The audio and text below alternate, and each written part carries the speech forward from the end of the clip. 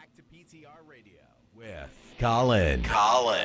Mike the 8-Man was my favorite guy. We're racist Dave and everything. Yeah. Yep, and I'm still And then I friends started with listening to racist PTR exclusively, and then Colin, you're the guy. And now back to PTR Radio with Colin.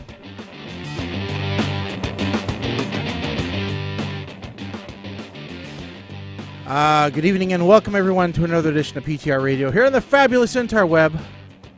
But it's not just Colin on the show. You got myself, Shaggy, and Mike the 8-Man straight out of New Jersey. I'm very thankful with those facts. Yes, because a lot of new listeners have never experienced the Colin show, and they're probably better off for like it. Me. So,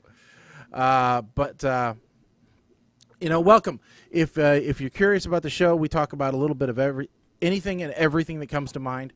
You can interact with the show, Twitch, YouTube, Facebook, Periscope, all those fun things. We're on it. You can also get a hold of us on Twitter. Whatever floats your boat. We got all the methods open, and soon Mike will be able to put your great and wonderful messages up on the screen when they come in. It's just a matter of time eventually. before everything starts to go great for you. Anyway, before the show, we were talking about Mike and his construction project and how he is building Yabos hideout in his backyard, and we all want to come visit just so that we can try out the half pipe. For those who may be looking for a little more mainstream reference, it's where Michael stayed when he came from Australia to spend the year at Rydell High. That's more mainstream? Barely. Okay. But yes. You could have said where Brendan Fraser was born. It was a sequel. Well, no, because listen, nothing will ever be that elaborate. Let's make that perfectly clear. I was thinking about that because Brendan Fraser explains how his dad got that, how Christopher Walken got that bomb shelter built, and he goes, he did it himself, but when he couldn't, he brought in out-of-state contractors, but they never worked on everything, and it was always under the guise of a military contract. I'm like, okay, that shelter had more square footage than their house did above it. They were underneath their neighbors' houses, I believe. Because that was just a regular residential neighborhood before, obviously, the plane dropped on their house. But, how did he... I want to know how he did it. I mean, did Elon Musk take a boring machine back in time? Elon Musk. Listen, so before we go too much further, I do want to point out that during the intro, that phone call was from one of our dedicated, longtime listeners, Stephen. Mm-hmm. And we've yet to congratulate Stephen on his 317th child. Finally, he got a girl after all of these attempts. Oh, man. So congratulations to Stephen and his family. God bless you. And I'm sure, given all the previous labors, it was super easy. Just basically had to have the doctor there with a catcher's mitt. I mean, that's all that it took. I mean, probably Perhaps. was faster than Ricky Vaughn at the beginning of Major League 2. I mean, the doctor just went, and a speedball, a fastball right to him. I'm sure. The reason why Major League 2 is in my head is because it was on TV the other day. All right, I don't remember what channel. It may have been TNT was doing Movies You Love marathon, and so they did all of the Lethal Weapons, and then they did so I got to thinking. I think I'm going to do a category for trivia the next time I run a trivia night called sequel bombs. or something like that. Or, sequels that never should have been, where I will show a screenshot of a sequel and you have to name the original. I think you should call it Part 2 Doo-Doo. That actually might be really good. I like that. Part do. So I was thinking of all the movies that have sequels and the horrible sequels to the decent movies, but somewhat obscure sequels. So like the one that I brought up was, one that was pretty simple. Mannequin 2 on the Move. If I showed a screenshot of that, would you ever relate it? Would you know what it was? Possibly, but only because I am a host on this show. Yeah, there are some really bad ones. And then you could get into like little trivia pieces like, with Jaws 3D, how when they made the next one, they just completely, eliminated that from movie canon. That's no longer part of the story, and nobody admits that it ever happened. Yeah. Well, and like I was thinking of Zapped 2.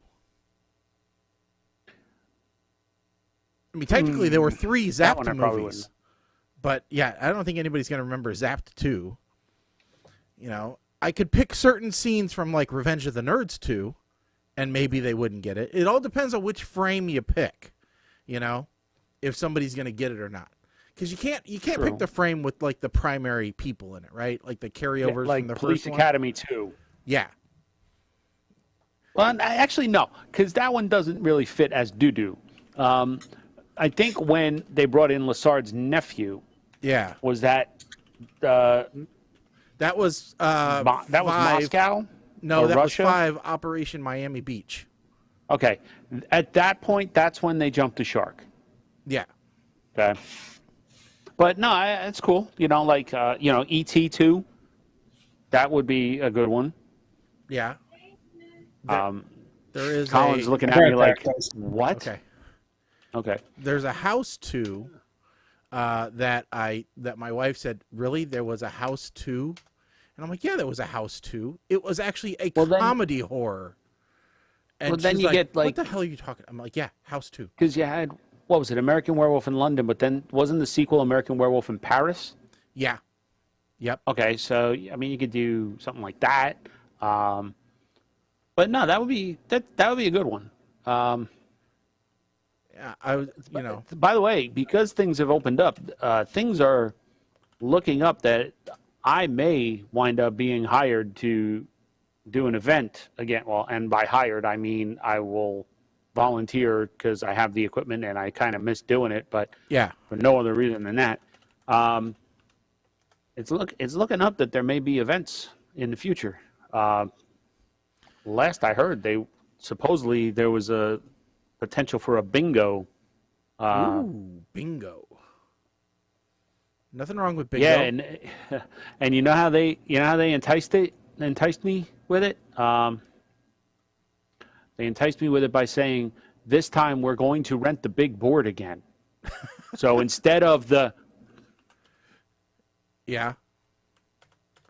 it's the air blower with the big, like what churches have. They rented it, and then you pop the ping pong ball into the thing, and it automatically lights up. I said, okay. The only maintenance I had to do on that last time was I had to use gaffer's tape and tape up some gaps in the blower cabinet because they got you with technology, did they? Yeah, they did. And the fact that the people from that organization that basically drove me out are no longer part of the organization. So yeah, that'll happen. I'm trying to get for some reason my desktop capture didn't pull the right one, so I'm trying to fix it so that I can show you this. So listen, if your first message into this show is trying to get us to buy followers, probably you're gonna get blocked pretty quick. Yeah, not gonna work. So Mike, can you name the original for this screenshot? That's Best of the Best. Yep, there you go. That was Best of the Best. And 2. that was Best of the Best 2. Yep. So where Tommy died, I think. Or did Tommy? Somebody died. Tommy didn't. No, I don't think Tommy died. But I remember the Texas, one-eyed dude showed up. Did the Texas guy die? I can't remember. Mm-hmm. Yeah, because he was doing illegal fights or something. Travis was the one that got killed, yes. Yeah, so. Yeah. I mean, this is what we're good at. Okay, there we go. Why? All right. Nothing. My screen just froze for a second. So, but it's all right now. Let me see if I can come up with one for you. You know. Oh, here we go. Okay, sorry about that. No, that's fine.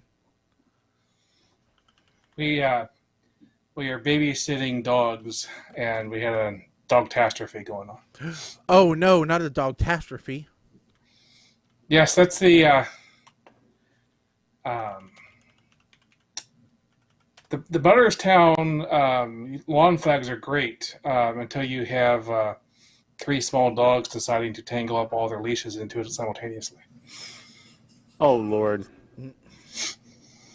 That's never a good thing.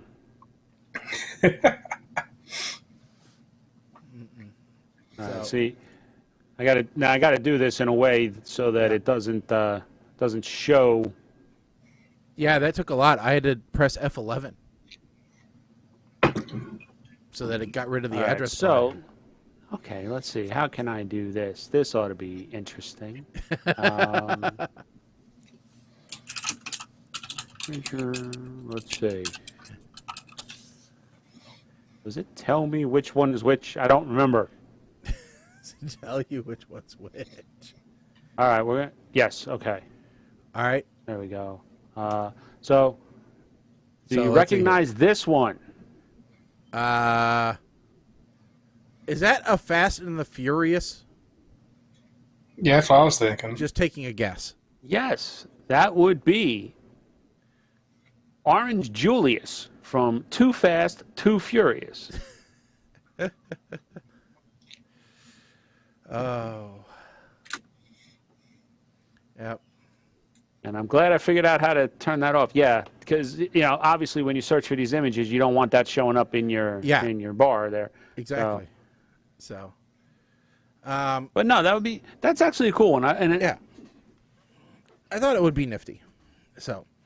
But then can you do like unofficial ones where like the Scorpion King was the spin-off of, or was a spin-off of The Mummy. Yeah, could you consider that a sequel? I don't know.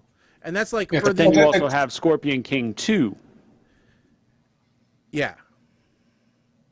But it's also technically a prequel, not a sequel. True. Very true. But then, so is Indiana Jones and the Temple of Doom.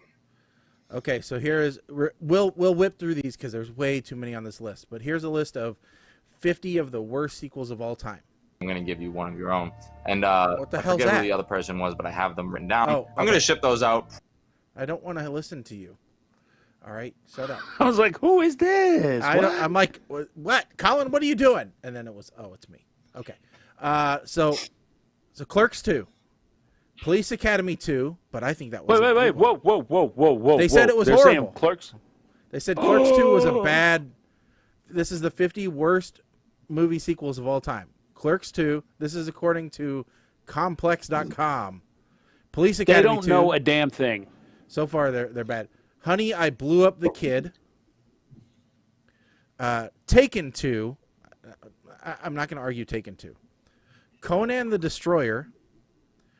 Young Guns 2. The Sting 2. The Last Exorcism Part 2. Weekend at Bernie's 2. Come on, that's classic.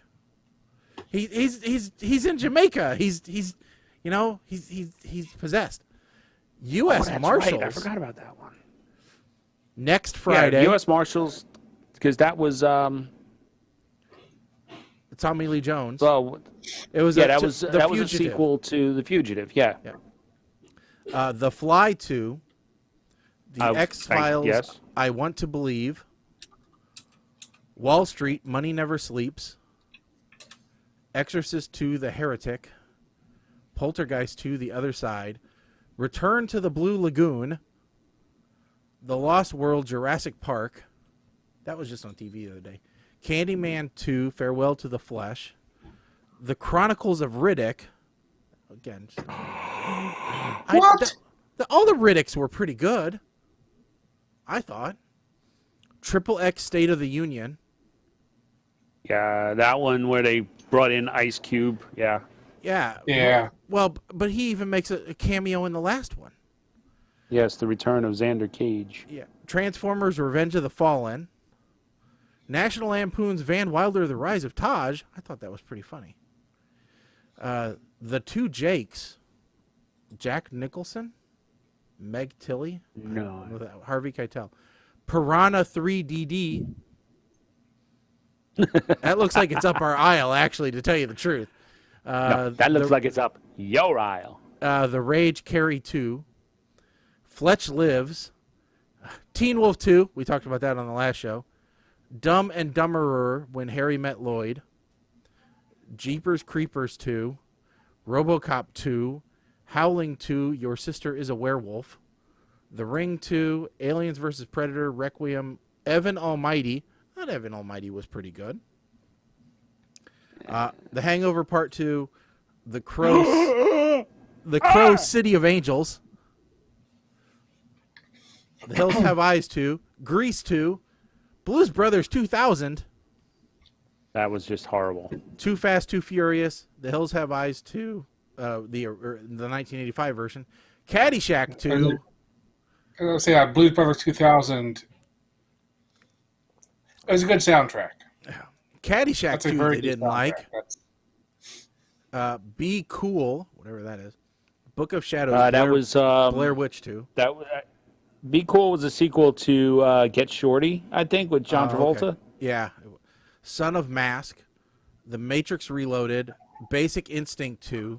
And then at number 2 is Staying Alive, and number 1, and this is one that I told my wife the other day. I'm like, I haven't watched this movie, which is the original, and then when we were talking about this, she's like, oh yeah, they did make a sequel to that, Speed 2 Cruise Control.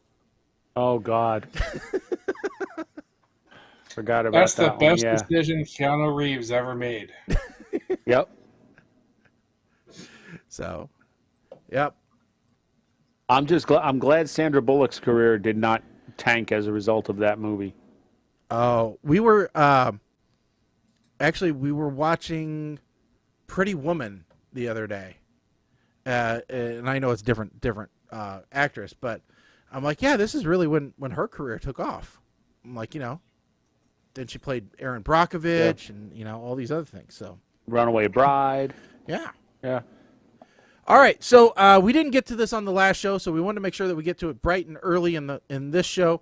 I've got a new game, and this one is called Answer the Internet.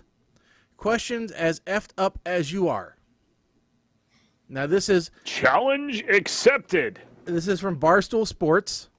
Oh God! And basically, these are great conversation starters. I did a test round with my daughter and her boyfriend last night, and I thought it was great.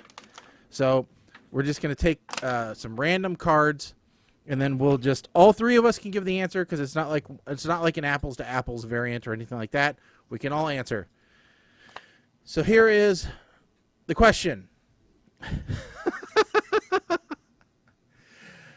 All right, here's a poll. I'll tell you what, you guys, I'll give this one to just you two, and you guys can guess the percentage, okay? Guess the percentage of Barstool readers who said the answer to this is disgusting, all right? And the question is eating out a stripper at a bachelor party something to brag about, or is it just disgusting? How many people said it was disgusting? What percentage? Mike? Well, this is Barstool Sports we're talking about. Yes. So I'm going Just to clarifying go. that we're not talking about us. What's that? I said definitely clarifying that we're talking them, not us. Yep. Yes. I'm going to say 15% said it was disgusting. 15% said it was disgusting, according to Mike. Colin, how about you? 12. Oh, you underestimate the Barstool Sports. 93% of Barstool Sports readers said it was disgusting. All right, well, I'm closer without going over. I am shocked at that. I really am. I'm sorry. These are people who These are people that religiously buy that Pink Whitney grapefruit vodka stuff that they sell. Oh God. Okay. Yeah, if I was trying to win, I would have gone over 15, but 12 was the number I decided in my head, and I stuck with it. Okay, here's a great one. This is in the category of debate the internet. So there's no definitive answer. We just have to pick which one we like best. So this is a think on your feet one, okay? Okay. What are the funniest names for a fantasy football team?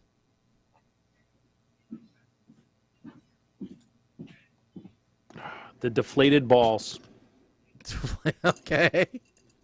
Colin, do you have one? You say fantasy football team? Fantasy football team, yep. It's better than soccer. See, I was going to go with splitting the uprights. Yeah. Because of Barstool Sports, I thought that would be, right up their alley. Uh-huh. Ooh, that's a good one.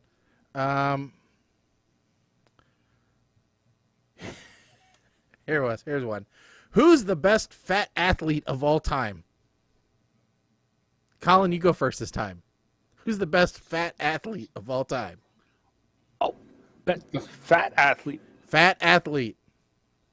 Well, that's easy, considering the fridge.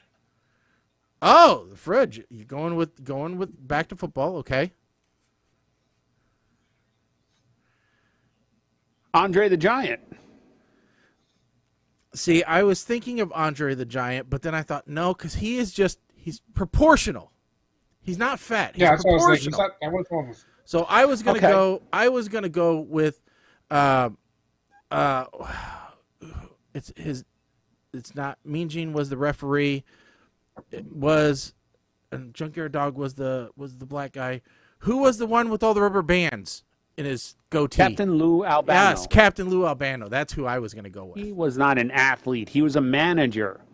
No, so he did didn't not actually he wrestle? I thought he wrestled. No. He was a manager. He was responsible for the Rock and Wrestling Connection, Revolution, whatever the hell it was. All right, so if no, because Andre the Giant, you're right, because he is kind of proportionate. Here's Hillbilly Jim, Andre the Giant, and Captain Lou Albano versus, was an Italian-American professional wrestler, manager, and actor. Who was it versus? That was versus the, hold on, I've got to bring up the YouTube video, the Heenan family. Okay, so he was wrestling against Bobby the Brain Heenan as manager. So it was their tag team and a manager. But, okay, if he was a wrestler beforehand, fine. That was before my time. All right, so greatest fat athlete. I'm starting to think that maybe I'm going to go with Rikishi, who was another wrestler, cousin of The Rock. He actually, danced and stuff. Okay, so I just looked it up. Greatest fat athletes of all time is actually a list. Oh, God. Just give me the top three. Sean Kemp, William the Refrigerator Perry, and Butterbean. Butterbean. I forgot about Butterbean. Mm-hmm. All right. And we all forgot about Big Sally Graziano. Here, we did. Yeah. Here you go. Colin, what is the fiercest animal you think you could take in a fight? Fiercest animal that I could take in a fight. Yeah, this is bare hands. Oh wait, this is back to Barstool again, right? These are all Barstool, yeah. Yeah. I mean, there's no definitive answer. You just tell us. What do you think you could take down? Chicken? Emu? Bear? Koala? Gilbert? Penguin? Goldfish? I'm just trying to think of something. Parakeet? Praying mantis? I don't know. You tell me. Fierce animal I could take that we could take down. I don't. Let's go with Monkey? badger. A bat? You think you could take down a badger? I have no idea if I could take down a badger. If that's the animal I decided to. Okay. That's the hill he's going to die on right now. Okay. Right. Mike, how He about said you? badger, not He said badger, not honey badger. Honey badger, because honey badger don't care. What? Lemming, maybe? Lemming. Or meerkat? Little lemming, you know? Or Just lead him toward a meerkat, maybe. cliff. Meerkat. I don't know. The biggest or meanest? What was the question? The biggest Fiercest. animal? Fiercest. Fiercest. Oh, fiercest animal. Yes, fierce. So what's little but fierce? Let's see. I don't know, man. I'm thinking maybe a raccoon. Raccoon, you say. They could be evil little bastards, you know. Oh, they got claws. They slam doors on you. Mm-hmm. And I have video proof of this. Mm-hmm. For me, I think I'm going to go with, see, because you guys went really small. I mean, you know, you're big men. I wasn't. Oh, listen, well, you said fiercest. Okay. Yeah. All right. Fine. I'm going to go. Fine. I'm going to go with Rosie O'Donnell when I withhold her ho-hos. How about that? I think I'm going to go with, like, goat. Goats can be pretty fierce. Yeah, goat. Like I thought about like maybe like a wild boar, but I've seen too many of those episodes where they go those feral boars, man. They go hunting those things, and the minute they start screaming, which I've seen enough vet episodes of like Dr. K's Exotic Animal ER, where pigs just scream. That's all they do. Mm-hmm. They just scream. That's their only defense. Scream and shit. And I don't the wild deal pigs with though, they got either teeth. of those. Wild pigs are just they got bad teeth.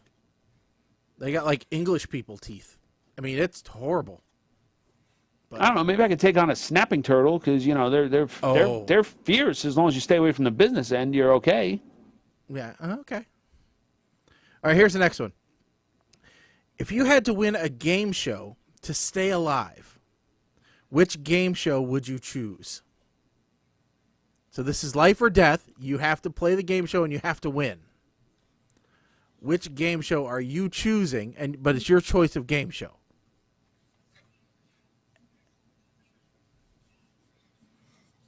So Colin, what game show are you going to play for your life? Game show am I going to play for my life? Well, I'll tell you what I'm not going to be playing. The Chase? I'm not going to play the Chase. Well, we got to talk about that one because there's a development with the Chase that I found interesting. But can it be game shows that are no longer on the air? Yes, but they have to have been filmed in color. Let's put it that way. All right. Okay. No, that's fair. That's fair. All right.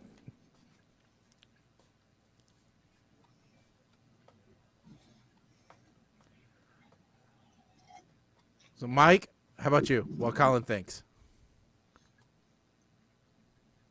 I'm thinking there was a game show, and I don't know if it was really a game show, but I seem to remember where amateur athletes took on professionals.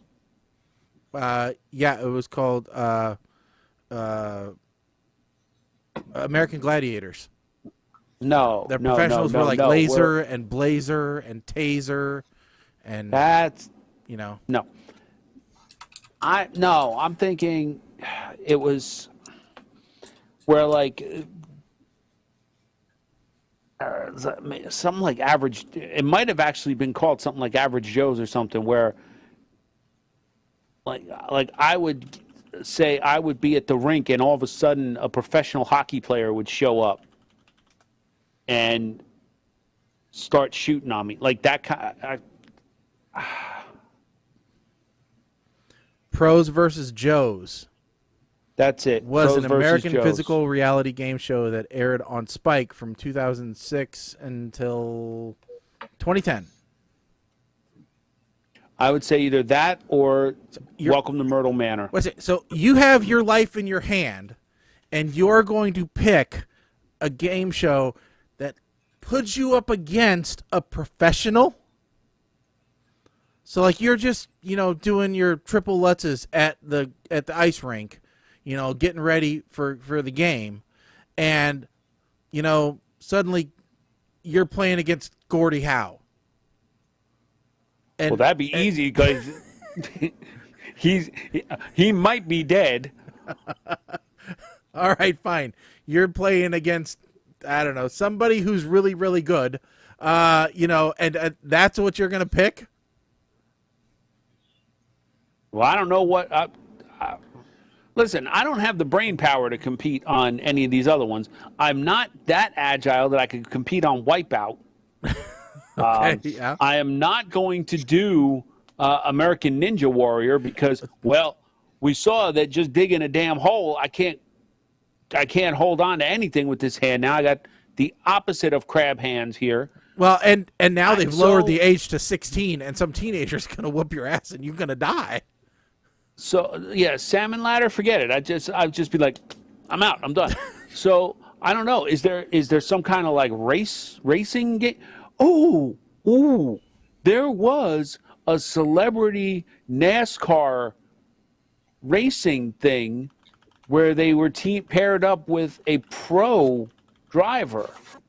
Because I remember Jewel was on there driving against her husband. Fast cars and superstars. Now, technically, I'm not a superstar, but that was not part of the qualification. So I'm going to go with that one because I can drive. I got the game and the wheel to prove it. All right, Colin, did you figure out a game yet? Yeah, I'm going to go with the wall. The wall.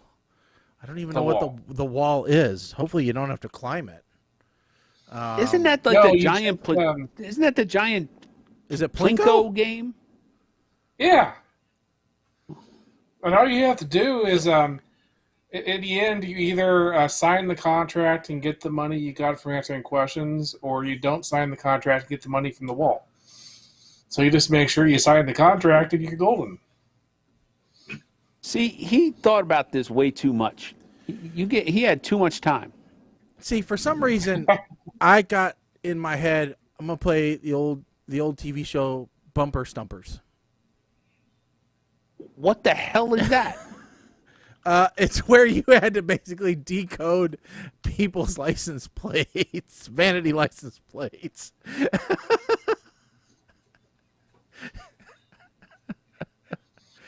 It was a Canadian game show. I was thinking of something like a password and like the pyramid match game.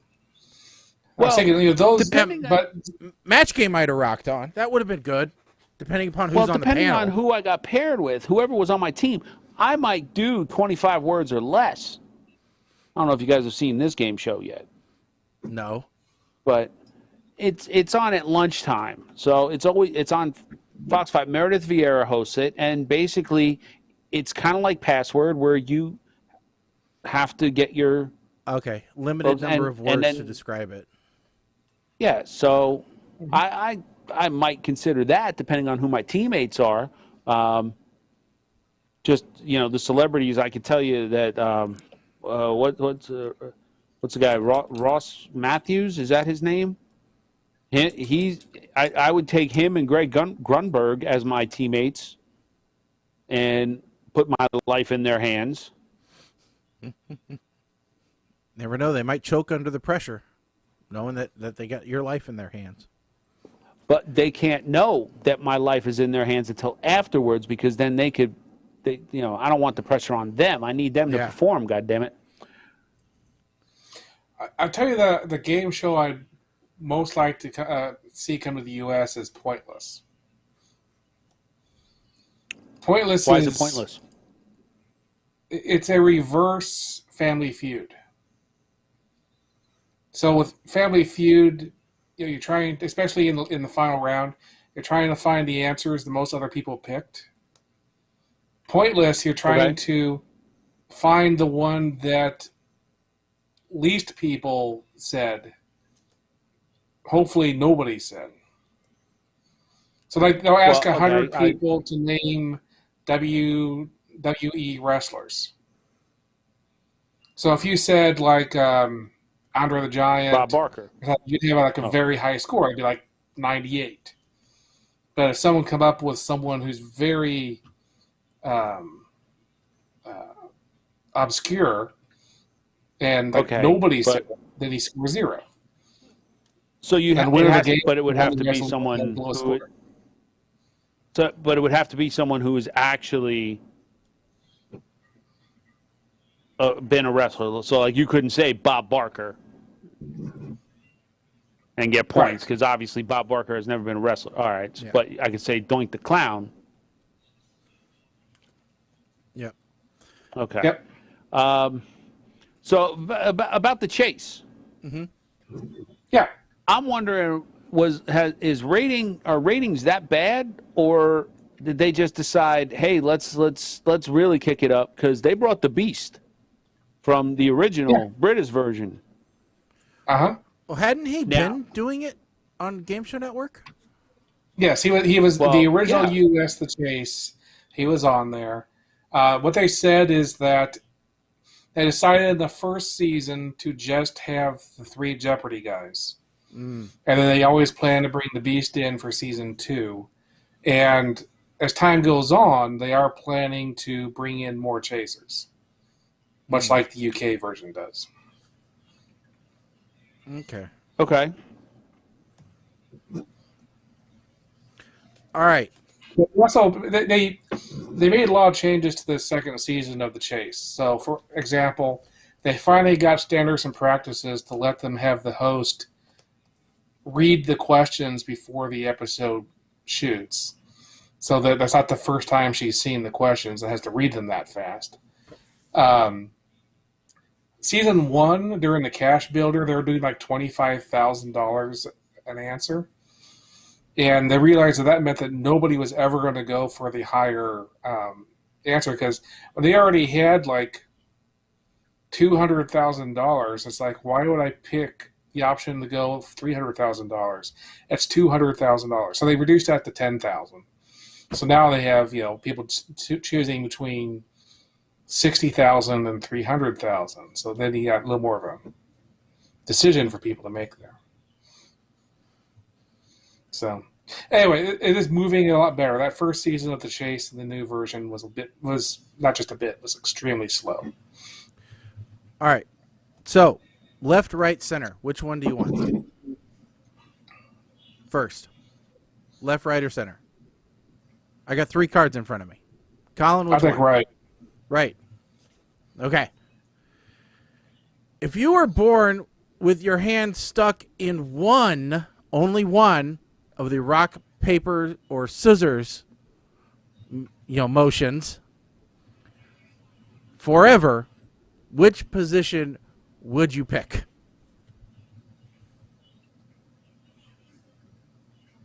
I'm trying to figure out where the other fingers go for scissors. Well, it just goes like this. Yeah, Yeah, definitely paper. Paper. So you're going robot hands your whole life, like a penguin. You said one hand. No, right? Your hands, plural. They only get one position. Both? Yeah, both. This is the dumbest question ever. There is no alternative. It's got to be. It's got to be paper. Because you can't walk around with fists all the time. You might get punched. That's why I asked. If it was one, right? If it was only one hand, my left hand is going to be a fist for the rest of my life. And you come to deal with me, you got two choices. Slow death, quick mercy. Okay? Scissors is too vulnerable, right? Somebody could just come and be like, Hakata! And guess what? Now you got, how did I cast that? They just cut them off. So then you're going to be. Well, but you can poke their eyes out really easily with scissors. You just got to, snake bite them. No, that doesn't work because all they got to do is, right? At least this way, your hands, you can stomp the shit at somebody. If you want karate chop. You got to learn karate chop. They break boards this way. So I get, the one guy we talk about best of the best too. The one guy broke a board this way. Yeah. With ridge hand. So that's the only option here. All right. You can't wash yourself with fists. You can't wipe yourself with scissors. Well, you can. I mean, I guess if you got somebody to wrap the paper around it, you can't be mad. You can't just be an evil person if you're constantly giving people the peace sign. Yeah, exactly. I so hate you. I can't stand you. That is the dumbest question that they could put in this thing. Go ahead. Let's see what left has to offer. How many grown men would it take to kill a grizzly bear with their bare hands? I stand corrected. With their bare hands. I don't know. What position are their hands locked in? Let's say you got at least 3 guys, and so one of every position. No, definitely not 3. They're dead.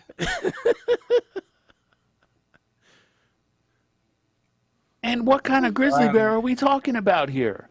Mama bear. Mama bear? Yeah. 19,500. Or 300 Spartans. Out for a walk. Mm-hmm. I want to guess they're around 30 to make sure. I mean, right, and what type of men are we talking about here? Men like us, or men like The Rock? You better double it if it's men like us. Because men like us, The Rock, you get about 100 of them, lift them above the bear, and drop us all on top of the bear for about 100 feet. But just basically use us as ammunition. So, actually, if you use us as ammunition, maybe one. Mama Belair is crossing questions here because she's saying bare hands, the claws. No, we don't. Our hands are not stuck as bare hands.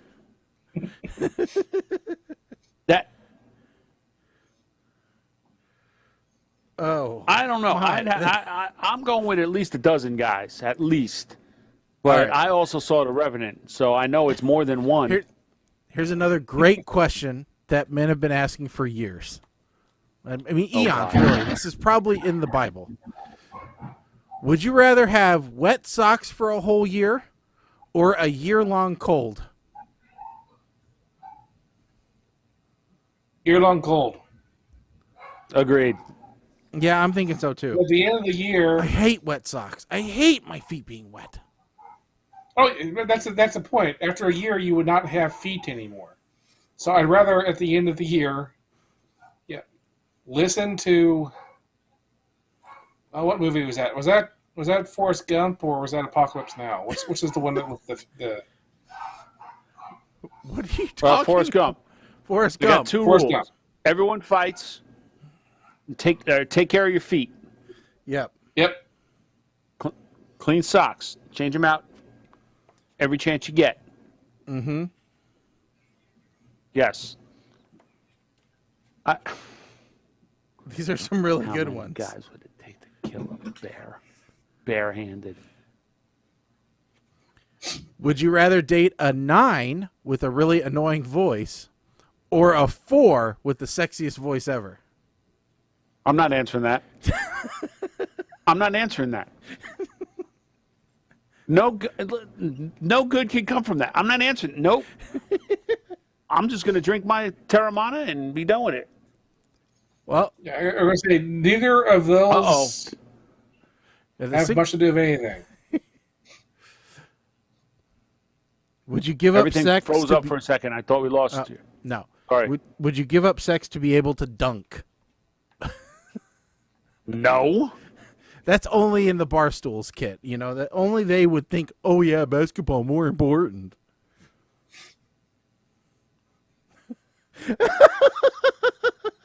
This one's for you, Mike. It's exclusively for you. Oh, God. Would you rather walk with a rollerblade on your left shoe for the rest of your life? Or have an angry midget walking in front of you slightly slower than you want to go for the rest of your life? Oh, that's an easy one. I want the angry midget. Because it doesn't say why he's angry. You know why he's angry? Because he has a tray for a head. And he is carrying my food and drinks wherever I go. So I saw this game. They play it on another radio show that I follow, and I just thought, oh, these are hilarious little conversation starter questions. So I needed to have it, and luckily I got it. So, you know, Are we allowed to call them midgets anymore? well, Barstool. I feel like we're we committed. Okay, I feel like we did something. Yeah. Barstool called them that. We just read the card. All right.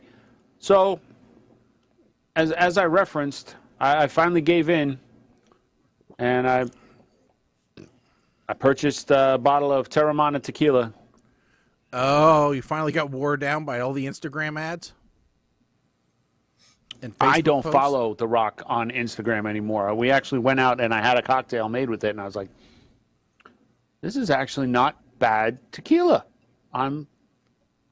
Now, if by the time I'm done with this, if I start asking about going skiing, then it will prove my theory that that's why I got into trouble all those years ago. But no, this is it's pretty smooth. It is a little strong. Once the ice melted, it was a little bit better.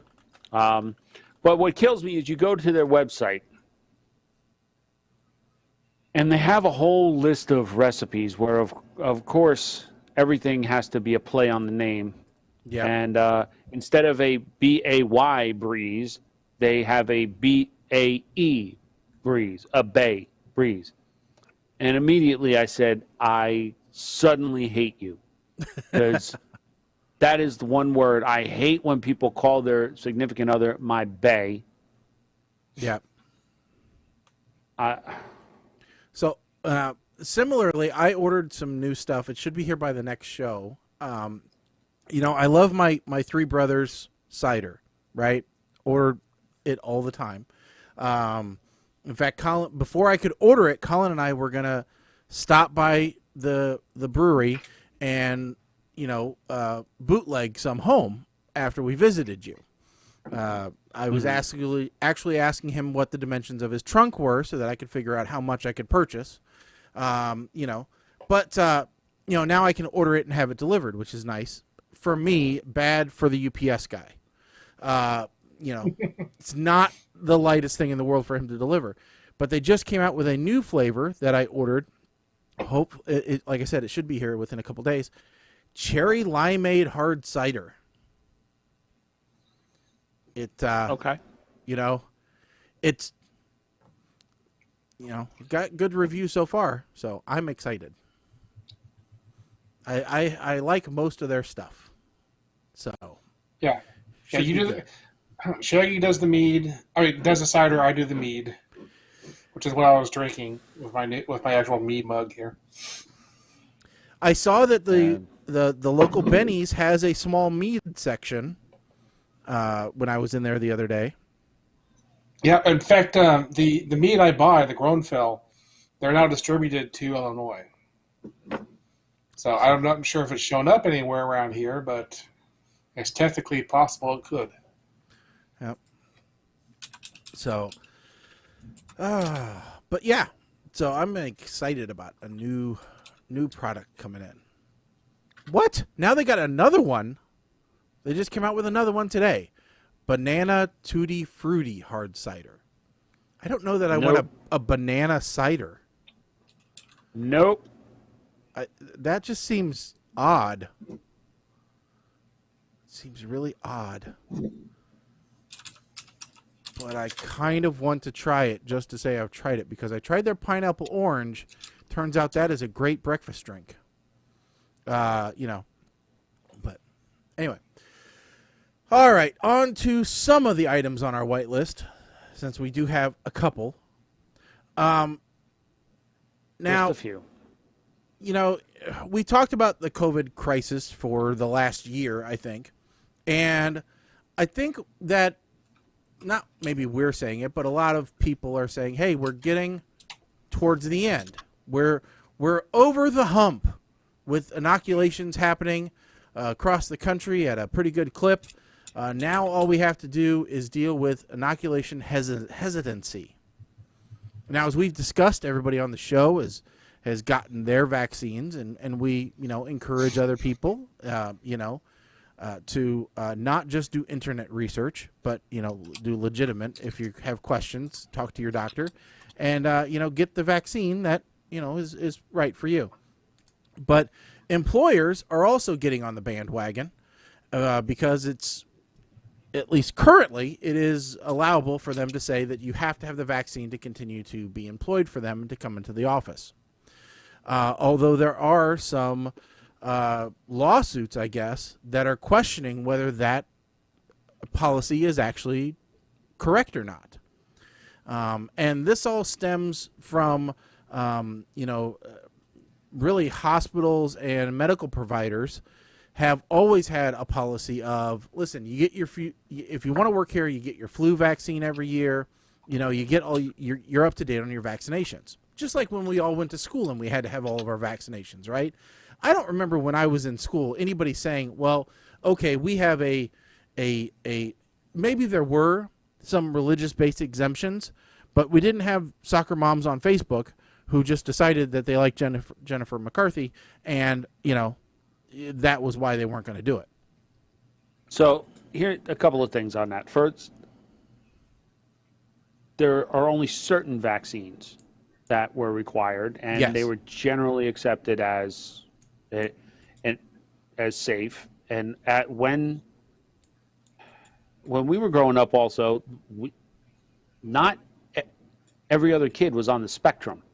Yeah. So I do believe that autism, I don't want to downplay it, but I do believe that it's a quick diagnosis for what may or may not be wrong with someone. Mm-hmm. And unfortunately, that gets tied to the whole vaccine issue. Yes. I am not commenting either way because I'm sure I'll piss somebody off, and I don't feel like going down that rabbit hole today. I feel what I can say with confidence is people without proper medical degrees are drawing assumptions between two things which may or may not be related. And that doesn't make much sense. All right? Just because one thing happens doesn't necessarily mean another thing happens. Or the first thing is the cause of the second thing. All right? Yeah. So this thing here about employers, I believe a lot of this has to do with the type of work we're talking about. Yeah. Frontline workers who are constantly going to be dealing with the public, I could possibly see that as being a requirement. Folks like us who don't deal with the public, only possibly don't deal with anyone face-to-face except in rare conditions, I don't see where that would be a requirement. But here's my big thing. I think they're putting the cart before the horse, because as of right now, this is still being administered under the emergency use authorization. And that is what this slew of lawsuits that's going on is about. Lawsuits are mushrooming across the country saying that, yes, they recognize that employers do have the right to enforce vaccination requirements. However, the current laws on the books apply to government contracts only. There is nothing, there's nothing in force that says what does or doesn't apply to private industry. And also that nothing on the books currently encompasses abbreviated timeline emergency use applications and authorizations. So really, there is no measuring stick for the legality of the enforcement of these emergency use medications or administered inoculations that don't have full formal FDA approval. And so what the defendants in this case are saying is, or what the plaintiffs in this case are saying is, unlike flu vaccines, which have undergone clinical trials resulting in full FDA approval, you don't have that in these cases. And therefore, you can't apply the same logic and requirements because these are still technically emergency use authorizations only. Once FDA gives full approval, then the world is different. Then the laws are different because there's established case precedents already. But until then, there is no case precedent for the requirement, and they're saying that it's a violation.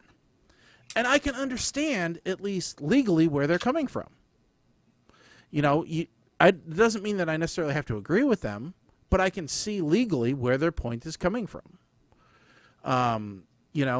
And as more campuses, as more employers, as more businesses prepare to call remote workers back to the office, these are the types of things they will have to encounter and deal with. Because if they don't have the authorization to enforce these types of things, then maybe their plans have to be put on hold a little bit longer. Go ahead, Colin. I just wanted to say, so there was a problem with what you were reading there to say that it hasn't gone through all the testing. That's incorrect. It's gone through all the testing. The only difference between full approval and emergency approval is that they have not gone through all of the red tape. And it takes a year to get through all the red tape. There's no extra safety that comes from the year of red tape. It's just there's a lot of rules built into the system that says that there's a bunch of time that has to go by before every janitor has approved it.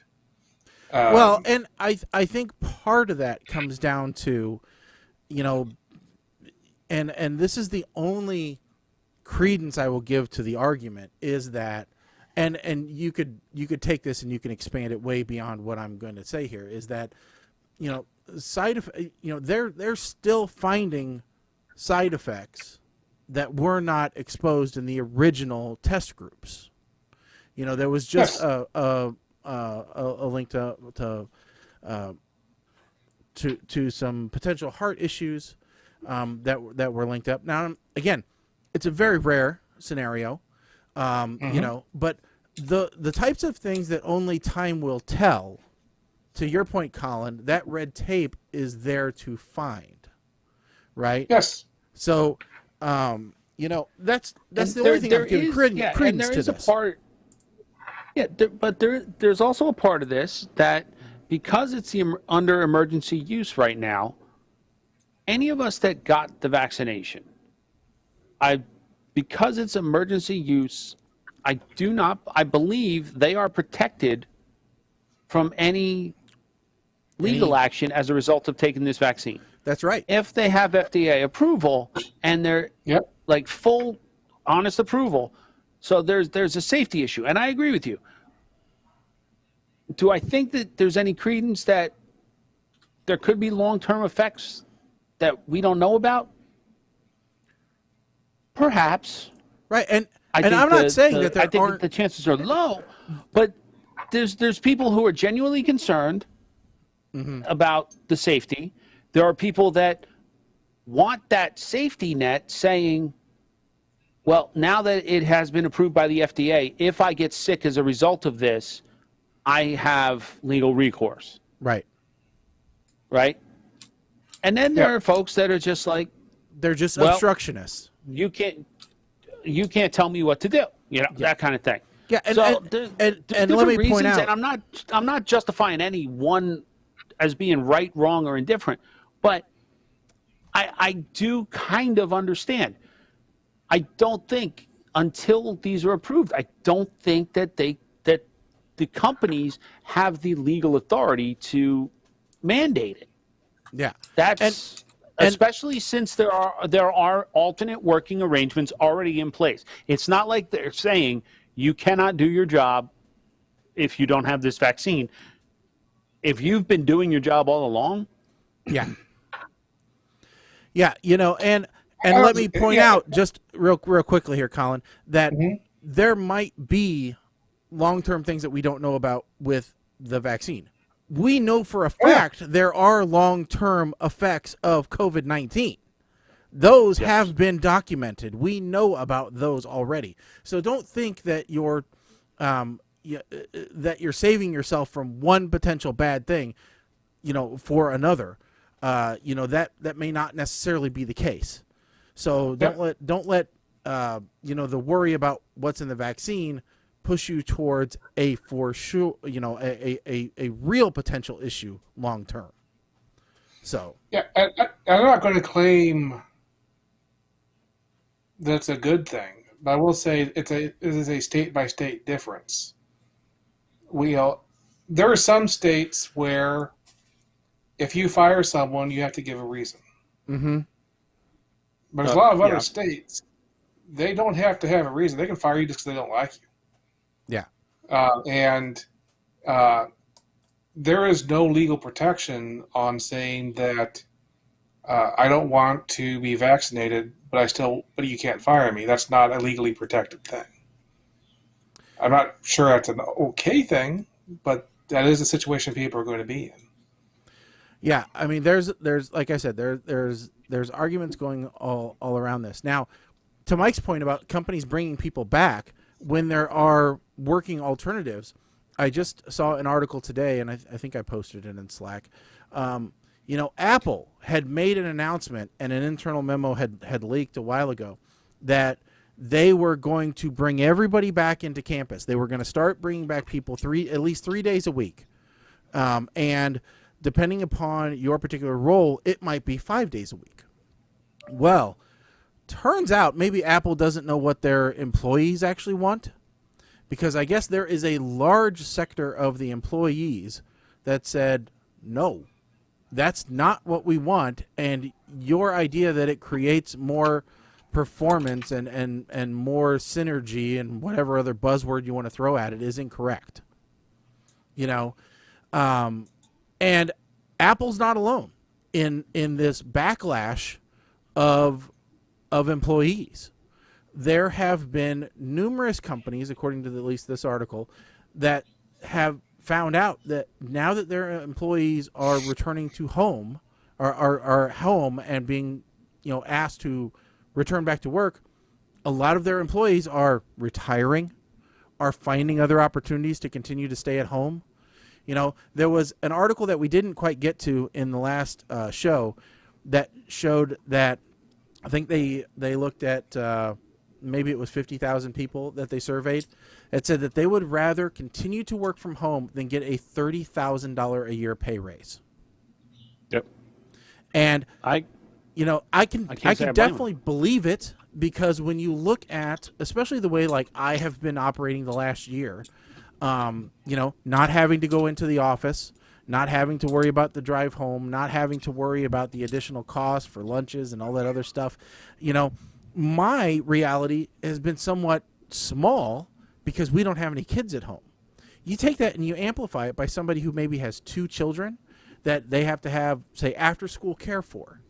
All right? But really, you don't need after-school care. You just need somebody to be there so that the kids don't catch the house on fire. All right? You just need somebody around to make sure that doesn't happen. You get a parent with 2 kids, childcare is expensive. It's ridiculously expensive. And so now you get a parent who's working from home who can every 30 minutes just check in and say, hey, you haven't killed your sister yet, have you? Rather than having to pay for that childcare, that's a significant savings for that family. Not only that, but if you look at maybe you take somebody who's maybe working out of Chicago, so suddenly 3 hours of their day is consumed with just commuting back and forth to work or more. And now that is given back to them in personal time, that they can do things that they want to do. Those are immeasurable benefits that people are seeing as a result of being able to work from home. And yet in the majority of cases, performance and everything at the companies hasn't suffered because of it. If anything, it's improved. So, this movement of companies to bring their employees back in, I think is going to backfire on a lot of them. And we're already seeing it. So I don't like to read into all the conspiracy theories about what's going on out there, especially in light of the Freedom of Information Act email dump that came out. Mm-hmm. And folks, I have not sifted through all of these emails. When things are pointed out, I go back and if you post up a meme that references them, I don't care. If you post up the actual email as it was released from the Freedom of Information Act, you have my attention. Yeah. The conspiracy theories are ridiculous. And tying this back to the whole vaccination requirements, and I truly think that this is a case where the federal government needs to provide some guidance on what states can and companies can and cannot do. I don't think you can leave you right to work state or not. I agree that may complicate things, but there has to be some kind of unified guidance. We saw how this created chaos when it came to lockdown recommendations, masking requirements. Even now, it's still creating chaos. Oh, yeah. Right? Because as some states open back up, you still have local municipalities who are enforcing either more stringent or less stringent guidelines than other adjoining ones. And so you end up with all these issues. And, it's crazy. My wife and I started going back to church, and she's like, well, should I wear my mask? Should I not wear my mask? I'm like, you do whatever you're comfortable with. Whatever makes you happy. If they don't like it, tough. I said, but, this is, and I'm like, I just don't care what people think. If they don't like that I'm wearing a mask in a business or whatever, that's their problem, not mine. Go ahead, So Mike, here's the thing. New Jersey was criticized. Like, Governor Murphy was raked over the coals because New Jersey and Hawaii were the last two states and Hawaii, what Hawaii does, because they are an island way out, not part of the mainland, mm-hmm. Jersey was the last one in the mainland that still required residents, vaccinated or not, to wear masks indoors. And he was getting crucified for it. So he finally changed and followed CDC guidance the Friday before Memorial Day and said, indoors, if you're vaccinated, you don't have to wear a mask. And we're not going to check. Somebody in the press conference asked him about vaccine passports. And he said that he's not opposed to it. Now, my point, again, that is something that if showing or requiring that you show proof of vaccination for specific things, that guidance has to be handled at the federal level. My opinion. You cannot dole that out as a responsibility to the individual governors and the state governments, because it will go along party lines. That will happen. And there will this divide will continue. We need some kind of unified guidance, whether you agree with it or not. The federal government is the one that has to make a decision on something like that, because that is they can guide, but I don't think they can legally dictate that.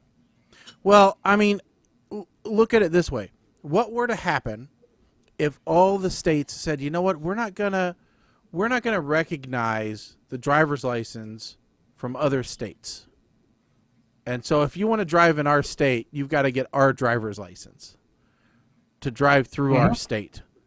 Because if you don't have centralized guidance and you don't have some overarching authority, then that is what you effectively end up with, is we end up with a bunch of micro countries and we don't end up with a United States. So, if I'm not remember correctly, I believe driver's licenses are not dictated by the federal government. Driver's licenses are not, because the state requirements are different. However, a vaccination passport, which would be recognized internationally the same way a United States passport is recognized internationally, I believe would have to be done at a federal level so that there is a one standard that everyone's following. Yeah, so that's why getting it could be a rider on the U.S. passport. I mean, do what now? So that's why it's been so difficult to get these new, more secure driver's licenses in, because so many states didn't want to do it. Well, agreed. And that just kind of furthers my point that something like that should be on a national level, that at least the program should be overseen by national. So it's the same program, same ID, same everything across the board. Yeah, you're probably getting constitutional problems there. A driver's license could technically be nationalized since you're talking about interstates. But up to now, that's pretty much been a local thing. Yeah, but again, to my point, driver's license is not recognized for international travel. That's what a passport is for, and a passport is regulated by the U.S. government. So that's where I'm not the state government. Yes, but the states don't have to recognize a passport if they don't want to.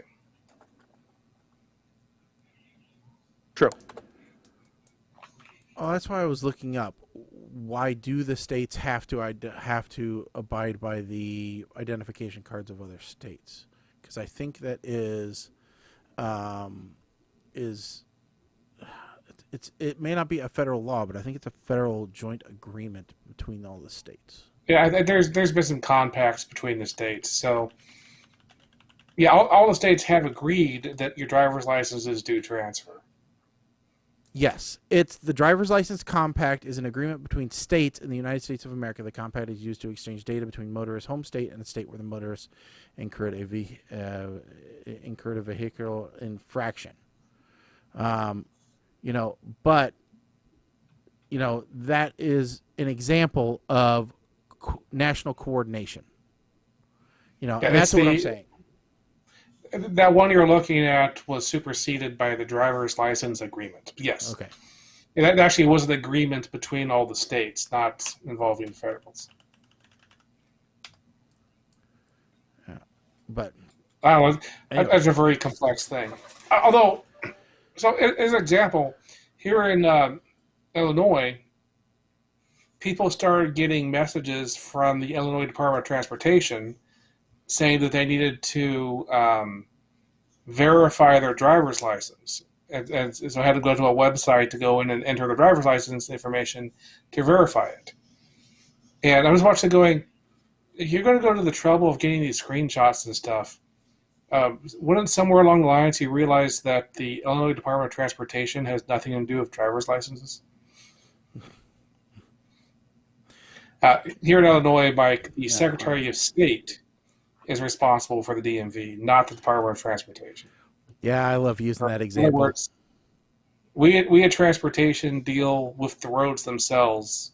We don't deal with your little thing that says you can drive on it. That's New Jersey as well.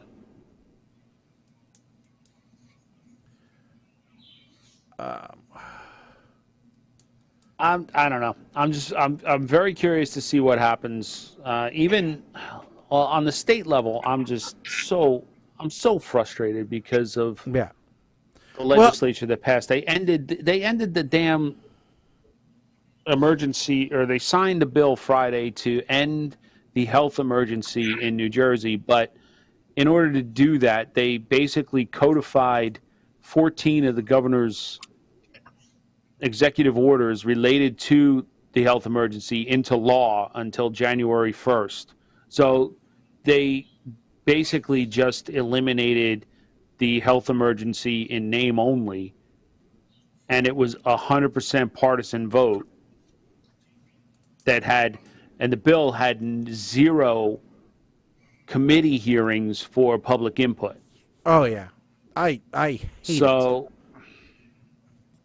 it. This is the first time ever I actually watched a bill proceeding for the state online as it was happening, and you could hear the protesters outside the Senate while they were hearing arguments, preparing to vote.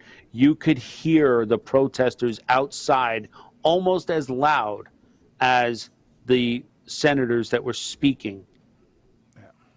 And it's, again, partisan. Now in New Jersey, they're trying to blame the nursing home deaths on the actual nurses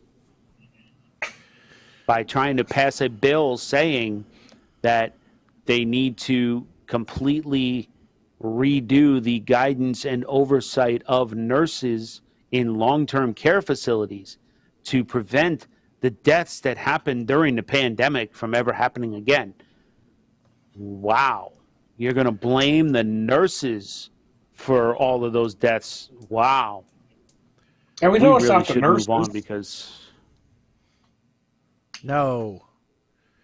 We know it's not the nurses. They don't do any work. So it can't be their fault. The nurses do a lot of work, but they're still the kitchen staff. I was just joking. Janitorial staff.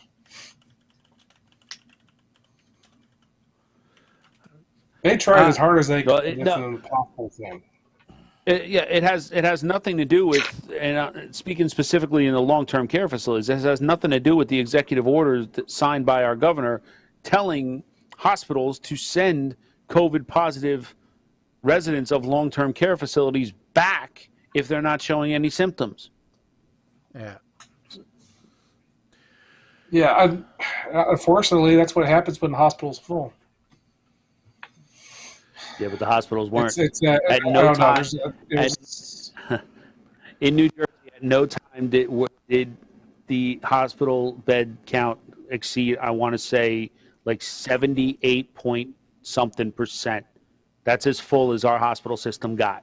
Yeah. So that was never an issue. Moving on from federal politics to more local politics. I just saw this Please, note. God, yes.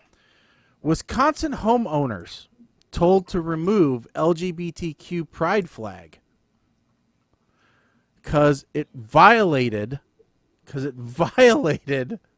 the HOA rules. Okay. What did the HOA rule specifically say? Gay pride flag, or to say no flags? It said there shall be only one flag flown, and that shall be the U.S. flag. Not even a flag representing a sports team is permissible. The problem is, in this case, they picked the wrong house to screw with. Because that person knows the HOA rules. And so what they did, it's quite genius. They did take down their flag. Brilliant. They did take down their flag. And then they got technological with their response. And they used Philips Hue lights to illuminate their house as a giant rainbow house during the evening. That's brilliant right there. Said he already had all the spotlights in place. All he had to do was buy a few Philips Hue bulbs and load an app on his phone. Oh, I love it when they just can say, all right, I see your complaint and raise you.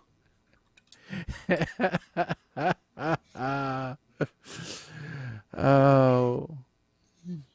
I would say you could write an entire podcast with daily episodes with stupid HOA stuff. Oh yeah. Oh, so I just love that. I just really love it. So, alrighty. Here, coming up in just a few minutes, we're going to get to our double feature movie review tonight. We've got a couple of movies to watch.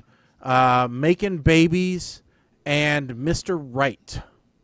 You won't want to miss that, folks. If you are a movie buff, you will want to hear what we have to say about those two. All right, but before that, let's see here. One last article is that we want to talk about. Let's try something that's not COVID. We found a lot of product shortages during this last year.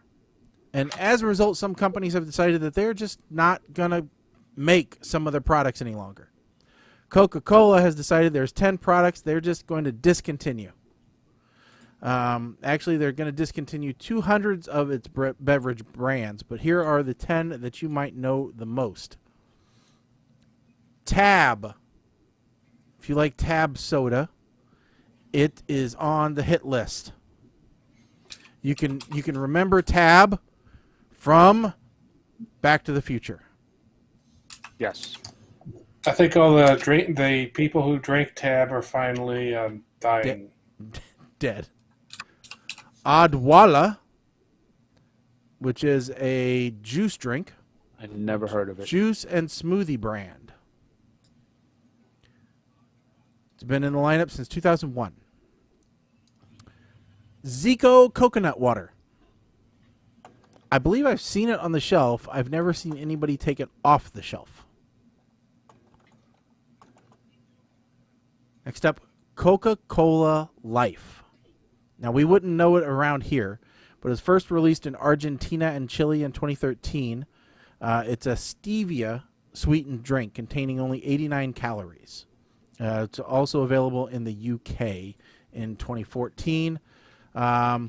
It was rolled out in the US, but by 2016, the novelty had worn off.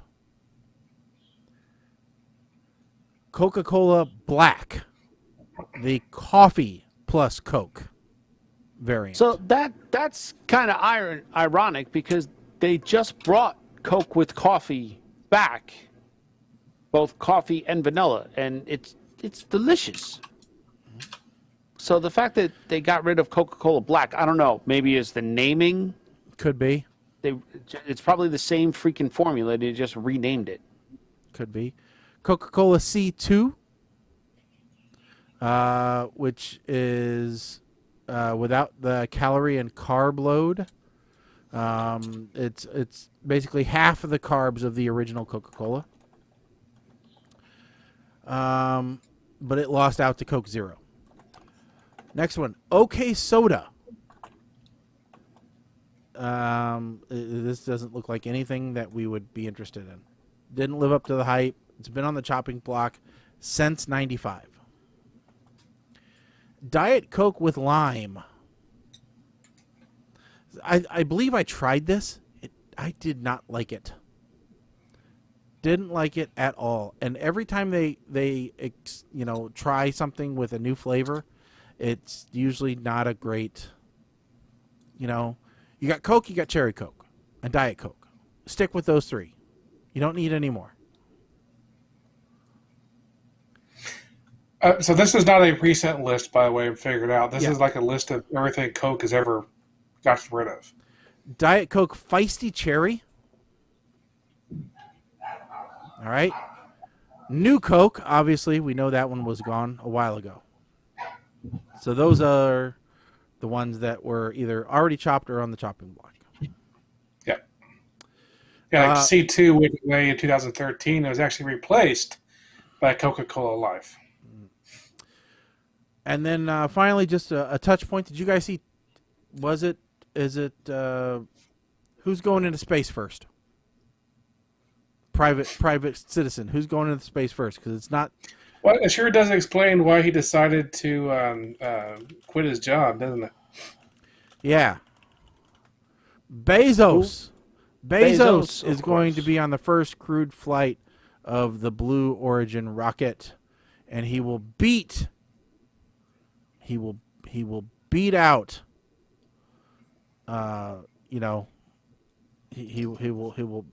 out the other one into space. I'm not sure Elon Musk is planning to go into space. I don't know that he anytime soon. wants to either. I mean, I think he just wants to send people to Mars to die. He doesn't want to go himself.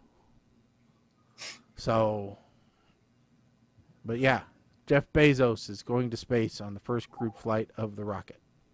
Because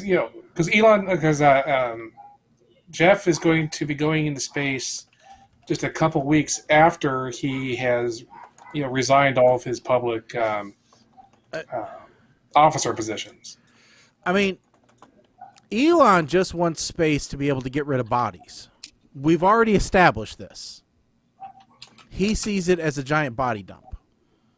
I thought he saw it as a giant warehouse, a distribution center. Oh, what, you want it? Shoot it down from the satellite. So he wants a warehouse on the moon so that he can cover the other side of the Earth faster, is what you're saying? I'm saying he's going to use he's going to team up with Elon Musk, and the Starlink satellites are also going to be the Amazon distribution network. So when you order stuff, it will be within 24 hours just shot down from space. Maybe they will be... Oh, hold on. I will see if I can find it. If those two ever work together on anything, I'll be extremely surprised. Although I could definitely see...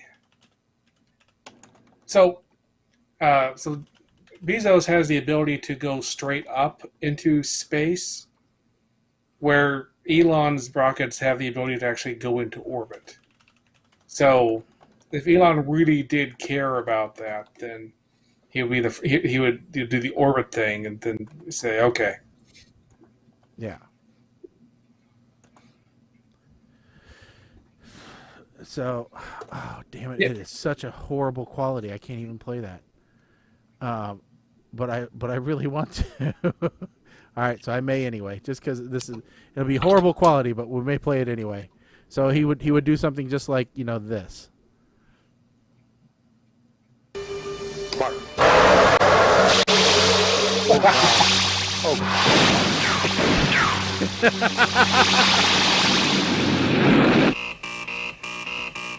Bounce pulse failed to connect with target. Holy hell, that was loud. Sorry. Oh, that was one of the best scenes of the whole movie.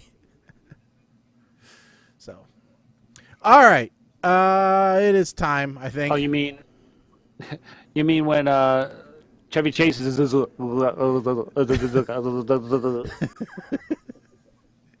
Yeah. Oh, all right. So I think we're going to go ahead and get into our double feature movie review. Like I said, this evening we are going to be reviewing Making Babies and Mr. Right. I think we should do Making Babies first. We'll go alphabetical order, and that puts it first. So, okay. So Colin, Why don't you put me last on this one? Okay. All right. You know what? I'll go first if you guys don't care. So I haven't gone first in a long time. So, Making Babies is available on YouTube. It's supposed to be a comedy, starring Steve Howe and Ed Begley Jr. and Eliza Coupe. All right. This movie is horrible. It is absolutely ridiculous. It is absurdly long for what it is. It just drones on forever and ever and ever. And even the parts which should be funny, like them tripping, I didn't find humorous at all. All right. And when The argument scene in the garage, I won't give it away, but when he says the thing you should never tell to a woman, wow, that was, you can't describe this as a comedy with that line in there. You really can't. I mean, because that was just plain mean. And it features like microbrewing beer, and those people are so annoying. Anybody that's too into that stuff, I don't know. They're in their own little world, you know, and I don't know. I know some of them. I know quite a few. Maybe you're the exception. Maybe you're fine people. But most of those people, especially those depicted in film on those people, I don't like their characters. So anyway, this was a really bad movie.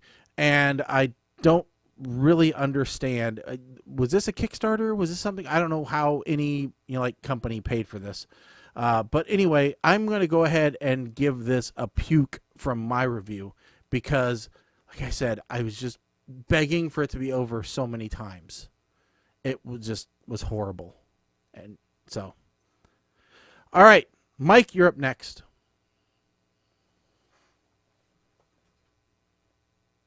Why are you muted? Because I didn't want my typing to overtake your review. Okay. So there's going to be some serious spoiler alerts happening here, but let's be honest. By the time we're done, I don't think any of you are going to watch this movie.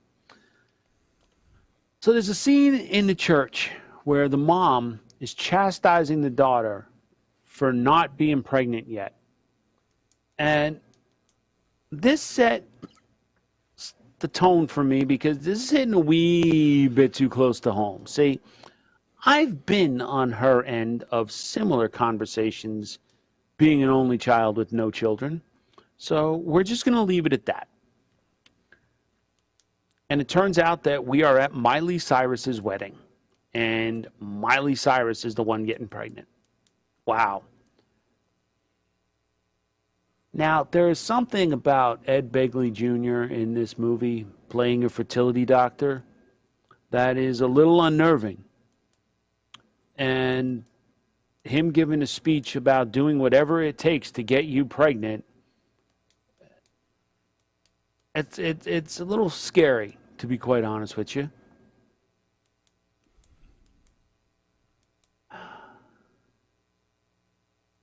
I'm a half a heartbeat away from enacting a YouTube movie ban after this.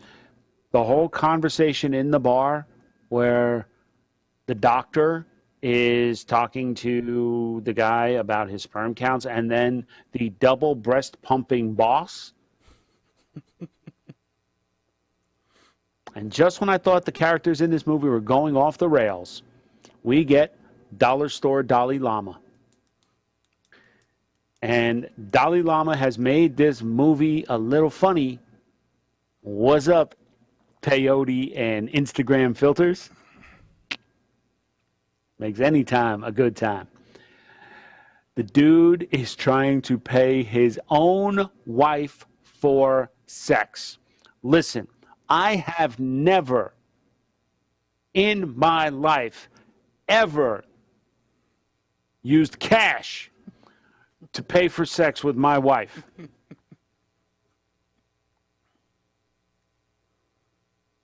And this is why Bluetooth speakers are bad and you don't want to broadcast SSIDs or enable auto connect.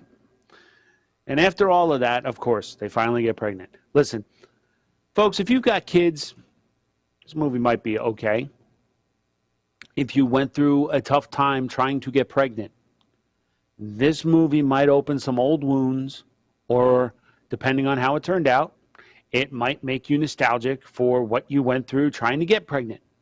So I try to rate movies based on whether or not I can recommend somebody watch them. And I have no friggin' idea what to rate this movie right now because depending on your specific situation, it could go either way. Yes, the acting was not that great. Yes, the script itself was pretty bad, and there were some, probably half the scenes could have just been done without. But this is one of those topics, I guess, that just it it's too. The only thing I can do, I can give it a meh. Based on what we've said, we've kind of given you an idea of what it's about. You can decide. I am not going to be responsible for telling somebody to watch this movie to have their. This would be like when Kim and I watch Marley and Me, right? It's great up until a point, and then all of a sudden we're both bawling our eyes out. Like, so. All right, Colin, you're up. So, yeah, the reason I wanted to go third here is so I could just say, as far as the actual review of the movie goes, what Mike said, spot on. I was going to say meh, but it goes back and forth between, if you're going through this and you're like, why isn't there any funny movies about this situation that only we've been in? Here's your movie.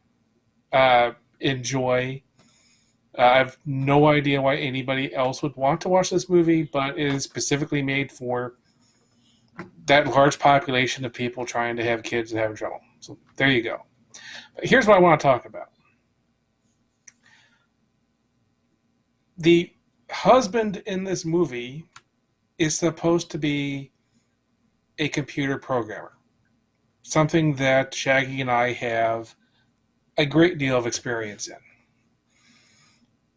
And apparently he must be like a god-level programmer, right? Because there's this company that he works for that he's not actually like there all the time. He's just like, he's off writing a program on his own that they don't even have. Like, they're not like, there's no like source control where they have a current copy of the code. But this company like sells his thing. So whatever this piece of software is that he's writing, they're already like pre-selling it to customers. So it's like, this guy must be like, on a name, he must be like someone, everybody knows his name as this god-level programmer.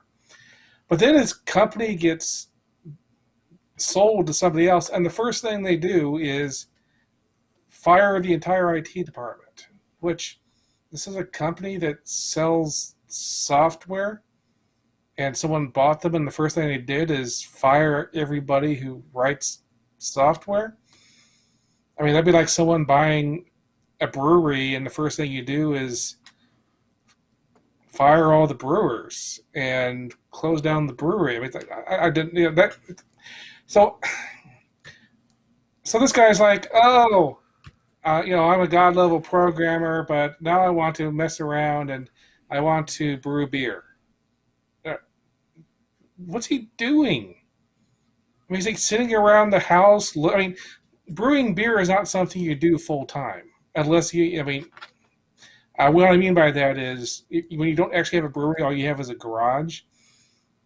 You make some beer and it sits there for a couple weeks, and then maybe if it's a beer that goes fast, maybe you can try it there. But is he just sitting in the garage staring at his beer, waiting for it? I mean, I don't know what it is. And then his wife's like, "Oh, no, we still need money. So, I don't want to have another full-time programming job. So what am I gonna do?"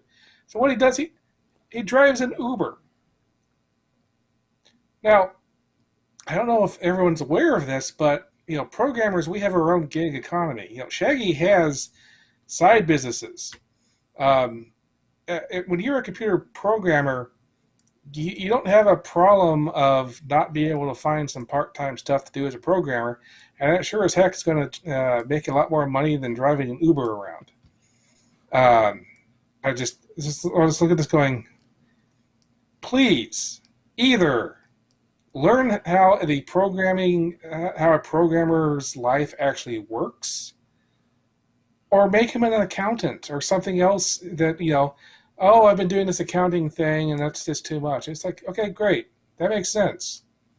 But programming itself is already a creative thing. So when you already have a creative thing that you're doing, you don't switch to, instead I want to stare at a thing of beer. That's not how it works. So anyway, that's my review of this movie. So what did you give it for a rating? The exact same as Mike. Okay. With the exact same balancing. All right. So then we'll go to Mr. Wright, and I'll kick it off again. All right, so this was a movie that my wife and I tried to watch together. She fell asleep shortly into the movie and asked me if it ever got any better the next day, and because she wasn't into it.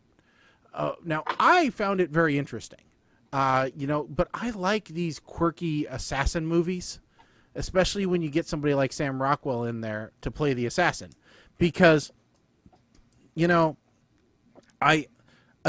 not great with actor names, but I'm like, I know that guy. I know him from somewhere, and the dancing is familiar. Where do I know him from? Oh, okay, I know him from Iron Man 2. I also know him from Charlie's Angels.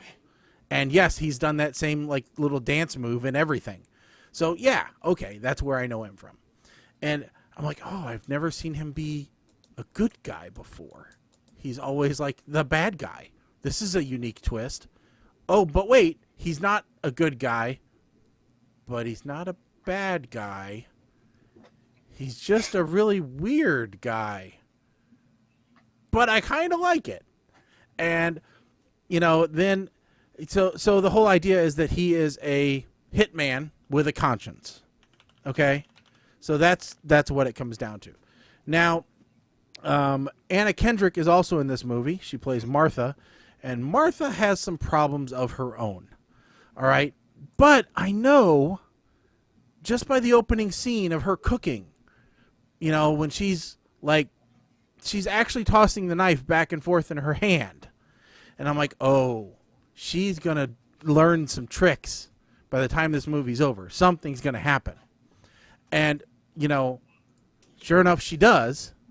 And I actually tried to wake my wife up at the point where they were in the kitchen after he had taught her of the flow of the universe, and asked my wife if we were going to start throwing knives back and forth in the kitchen for fun. She was still asleep, so she didn't bother to answer.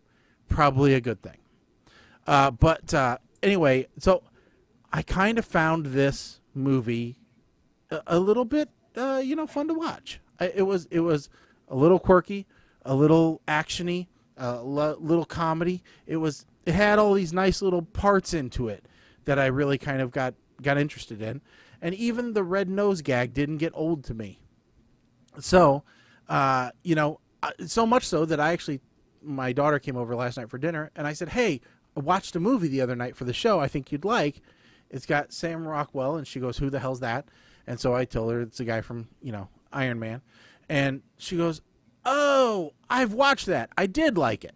Okay, great. So, by Mike's test here, the movie's doing pretty good. So I'm actually going to give this movie a smile because I thought it was pretty darn good. So we'll see if the others agree or disagree. Mike, you're up. Okay. So after watching the babies thing, I cannot tell you how happy I am to get an Anna Kendrick movie to review.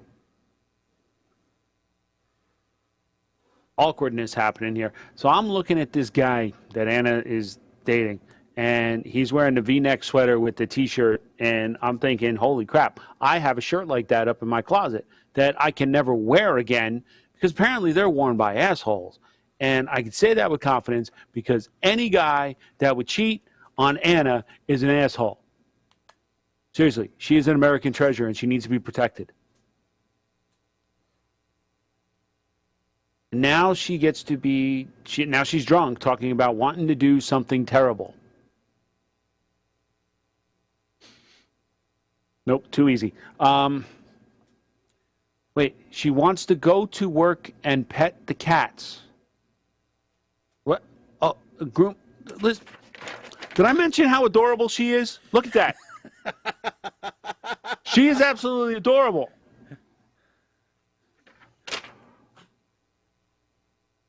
Sam Rockwell. I have a hard time trying to figure out whether I like him or I despise him. Because the dude is good in every movie I've ever seen him in. From even that craptastic Charlie's Angels movie, he was good. Galaxy Quest, he was good. One could argue he stole a couple of scenes in Galaxy Quest. Can you fry whipped cream? Who's the culinary expert on it? Kenna, are you listening? Did you ever fry whipped cream in the bakery? Is that possible? I need to know. These are the kinds of things that we need to discuss on this show, and I need to know, because this could be culinary genius. And I don't want theories. I want physical proof that it can or cannot be done. Now, he's teaching her the ways of the Force, because that's exactly what this sounds like. Time to get a little real here, folks. I've watched this for however long, and I've been enjoying it. But when they took Anna off, kidnapped her, tied her up, and she started getting all giggly when they were smacking her around, listen, here's a tip. If you are ever around a woman, and I'm not saying to lay hands on a female, ever, but if you're ever around a woman and she goes from getting all scared and whatever to giggling and laughing, run. Run far, run fast, forget your life, start anew, get a new identity. You will be safer. Trust me. Bad guy monologue. Never works out, trust me. And the bonus, seeing the RZA turn into a good guy here. Wu-Tang ain't nothing to F with. Know this. I don't understand why we wound up in Vietnam at the end there. That part kind of confused me, but this movie is going to get a smile from me. I think Sam Rockwell and Anna Kendrick had great chemistry. Their characters, they made a great on-screen couple here, and this was just the right balance between fun and crazy, just like Anna. All right. Colin, you're up next. So yeah, this is a great movie. So it's a cute movie. You know, a woman loses her boyfriend, who's a moron, runs into another guy. They turn out to be, aptly made for each other. So you got that. It has a little bit of True Lies to it, and it's the he really is a secret agent man, but without the actual lies part, because he never tells a lie. It's great. I love this movie. My family loved this movie. This is a movie I'm going to watch again. I tell you, I'm officially going to give this movie a Shaggys, but its actual rating is... My name is Martha, and I'm a T-Rex. Yeah. We're going to go ahead and we're going to change this rating to T-Rex Shaggys. Yeah. That will be Colin's rating. Yeah. Oh. So I did find there is a YouTube video that says what happens if you fry whipped cream. Now if it's a King or Random video, I'm gonna if it's a TKOR video, I'm gonna be very upset. It's from a company called Open Fire, or from a channel called Open Fire. Push the button. Oh, sorry. Thank you. I just thought Colin needed more FaceTime. I got you, Colin. Colin needed more FaceTime. All right, so let's see here. We'll give it just a second here, and we'll see what it looks like.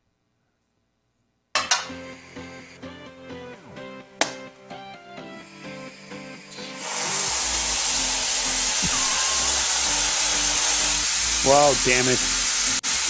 Yep, sorry, Mike. So it really just disintegrates because it's mostly just oil. air. I kind If of you figured froze that. it and battered it, and then you might fried not it, be then I okay. think you'd be fine. Yeah. But Yeah, if it 'cause was just this is if pan it was frying, this real isn't, cream, though, yeah, that's from a can. If it was like real whipped cream, Well, yeah, but hers was from a can I don't too. know. So But Okay, it might fine. be easier if you had not real whipped cream like Cool Whip. Cool Whip, you might have a frozen Cool Whip. And- There you go.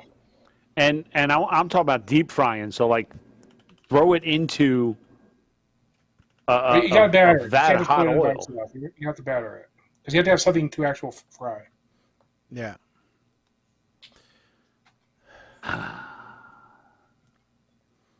All right. Let's pick next time for the 1 to next show. 32. 1 to 32. Okay. Oh. By the way, do we want to have in a published author for a interview? I happen to know That's been a published. comedian and published who has a book out right now, and he's doing media tour, and I was contemplating asking him if he wanted to be on the show for an interview segment. Sure. The book's kind of Always. interesting. The book is kind of interesting. It's all about he's a comedian who ran for mayor and won. So his time is it's a comedy book all about his time being a small town mayor. Okay. So, all right, I will. Just what we want. Somebody with political backgrounds and yeah. All right, go ahead. 1 to 32. 25. 25. Oh God, another YouTube freaking movie. No, stop. I don't want to play right now. What is this? What is it? Dinosaur Island. A boy and a girl find themselves stranded in a land of wonder, only to discover that throughout history, things have mysteriously disappeared to this long-lost world. Oh, Provider Film Rise. What is this? Who?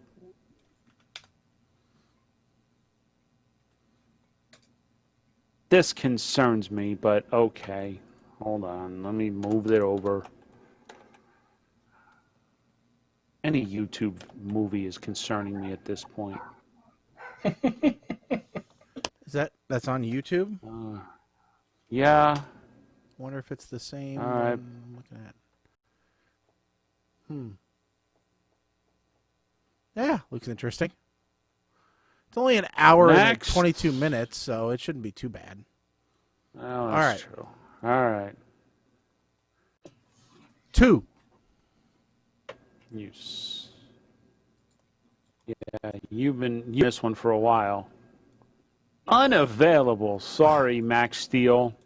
Oh, really? That's a fun movie. Sorry, dude. And it's got yeah. You've seen it already, right, Colin? I've watched parts of it. I zoomed through it. It was not that great. Oh, it was cute. All right. As someone who's seen all the episodes of the original cartoon, both renditions, it was okay. How about 5? Oh, God. This might be just as bad. Well, it's IMDb TV, so it's free with ads. Valentine, the Dark Avenger. What in the...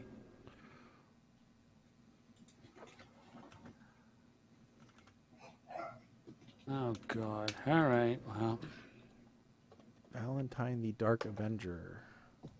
it's on Oh, Amazon. yeah. Okay, so this looks like circa Kick-Ass.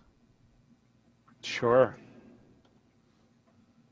If Kick-Ass was made for a pack of smokes. It was made for a pack of smokes. What are you talking about? Kick-Ass was horrible. So I have this. Why do I think I've watched this already, I don't know. or something like it?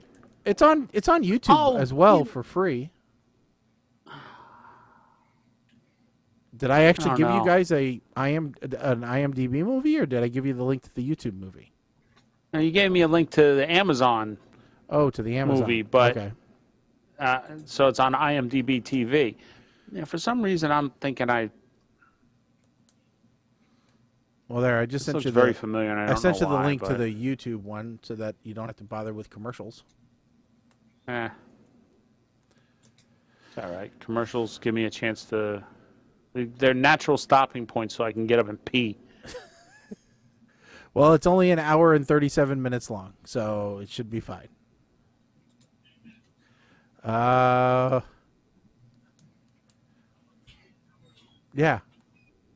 I like this. At 57 minutes and 51 seconds, supposed to be dramatic scene. Valentine walks off camera and puts on a giant chicken head.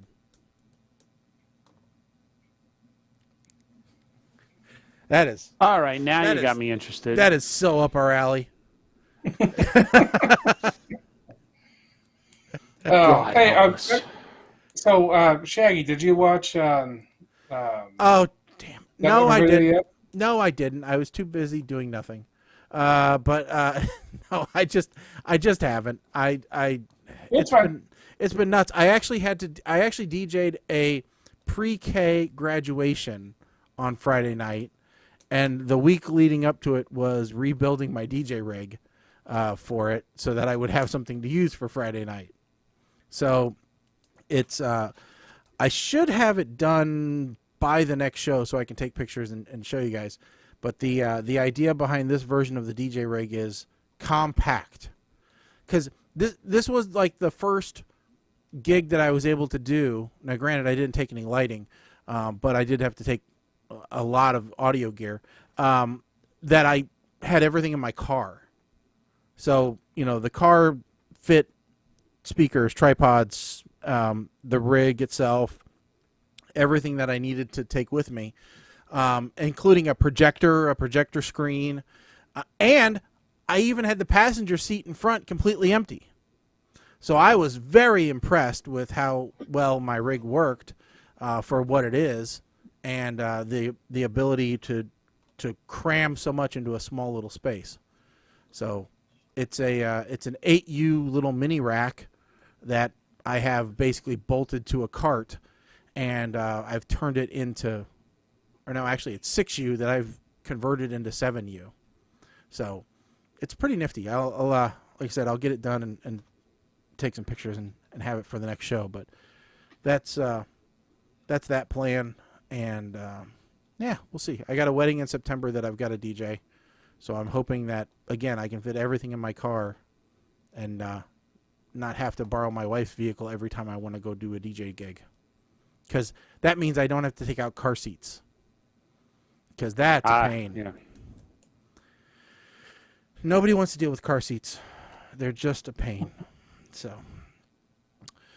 all right. I think that's about it. We are back on the regular schedule now, folks. So it's going to be 2 weeks before you see us again. We will be back on the 21st. That'll be our next regularly scheduled show when we'll watch Dinosaur Island and Valentine the Dark Avenger. And Mike is so looking forward to both of them. I can already tell he's just, he's pumped. He's like, listen, everything is going to be a letdown after Mr. Right, okay? Well, you could watch Mr. Right again. You could watch it again. You know what? I cannot articulate how much I did not want to watch Making Babies. Ugh. I literally was sitting there going, like, am I really going to watch this? I just remember the husband. I remember him from, he was the dopey son-in-law on Reba. Mm-hmm. Uh-huh. And he was in some movie about, like, or what was it called? Supercross, I think. Oh, I think I watched all those. And that's all I ever remember seeing him in. I think I watched all those. I think they're on Plex. There's like 6 of them. Well, the first one was like horrible. I may have the wrong name, but like he's competing. He's an amateur rider and he's competing on a national level, sponsored. And in order to make the race, he's got to borrow parts from all the other competitors. a la Ricky Bobby, and the special effects were just terrible. Like, okay, sorry, I was confused. You're right. That is that. I was thinking about the movie just called Cross, which is. Have you guys watched those at all? Any of the Cross films? Oh my! I'm gonna have to add them to the list if I can find them anywhere. They're so darn hard to find. But it has Danny Trejo in it, so that's the only thing. And Michael Clark Duncan, and Brian Austin Green. So that's the only thing worth saying about the movie. It is not great, but not terrible. It's just really cheesy. And the sequels didn't get any better. Making Babies was made in 2018? Oh, my God. So yeah. And 2018 was kind of late to be talking about IPAs. That's, Colins still fixated on the beer aspect of the movie. It was the programmer aspect of it. That's what was terrible.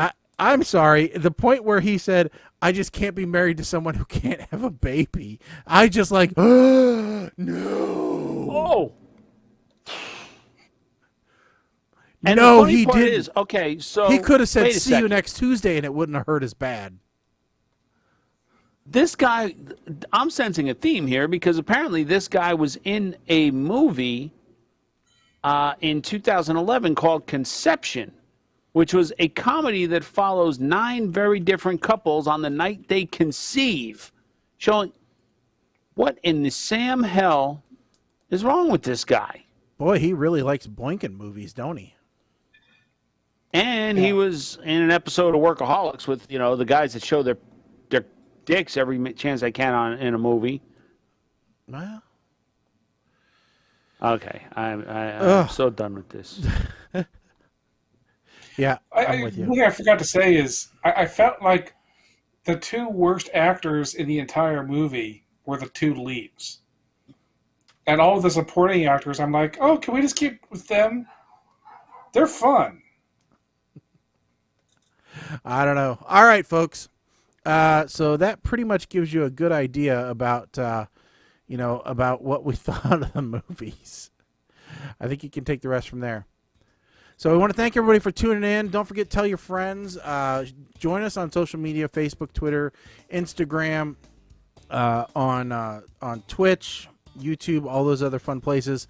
We're going to have to really plan that Twitch race night and make that happen sometime. Yeah.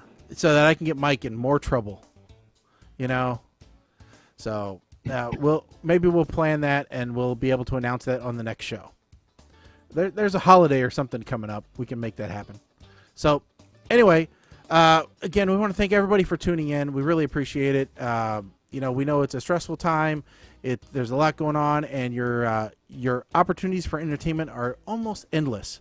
So we appreciate every one of you guys tuning in, downloading, and subscribing to the podcast. Don't forget, you can always find us at ptrradio.com.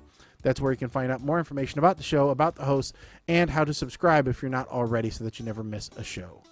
All right. With that said, like I mentioned before, we will be back on the 21st at 6 p.m. Central, 7 p.m. Eastern. Don't forget to tune in and find out what we talk about then, because even we don't know at this point. All right. With that said, I'm Shaggy.